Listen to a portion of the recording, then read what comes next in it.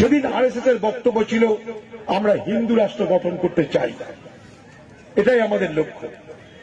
আর ভারতবর্ষে যারা মুসলমান তাদেরকে দ্বিতীয় শ্রেণীর নাগরিকে রূপান্তরিত করতে চাই, দরকার হলে তাদের ভোটের অধিকার কেড়ে নিতে চাই, এটা ছিল আরএসএস এর বক্তব্য।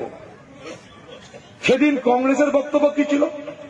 আমরা ভারতবর্ষকে ধর্মনিরপেক্ষ রাষ্ট্র বানাতে চাই, আমরা ভারতবর্ষের সব ধর্মের মানুষের সমান অধিকার চাই, আমরা ভারতবর্ষের সকলের যারা যারা অ্যাডাল্ট অর্থাৎ যারা পূর্ণাঙ্গ বয়সের, আমরা প্রত্যেকের ভোটাধিকার চাই,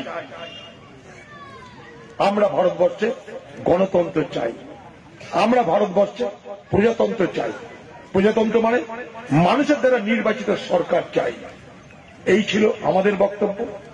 আর আরএসএস এর বক্তব্য ছিল হিন্দু রাষ্ট্র চাই, মুসলমানদের দ্বিতীয় শ্রেণীর নাগরিক করতে চাই, প্রয়োজন হলে মুসলমানদের ভোটাধিকার কেড়ে নিতে চাই। ফারাকটা এই জায়গাটা। তাহলে কি দাঁড়াচ্ছে? 100 বছর পর আজকেও আরএসএস কি বলছে? হিন্দু রাষ্ট্র চাই। আরএসএস কি বলছে? মুসলমানদের অধিকার কেড়ে নাও। আরএসএস কি বলছে? ওয়াকফ সম্পত্তি কেড়ে নাও। আরএসএস কি বলছে? মুসলমানদের ব্যক্তিগত আইন যাচ্ছে কেড়ে নাও। কংগ্রেস কি বলছে? ধর্মনিরপেক্ষ রাষ্ট্র দাও। কংগ্রেস কি বলছে? সংবিধান রক্ষা করতে চাই। কংগ্রেস কি বলছে? প্রত্যেক ধর্মকে রক্ষা করতে চাই। কংগ্রেস কি বলছে? সকলের সমান অধিকার চাই।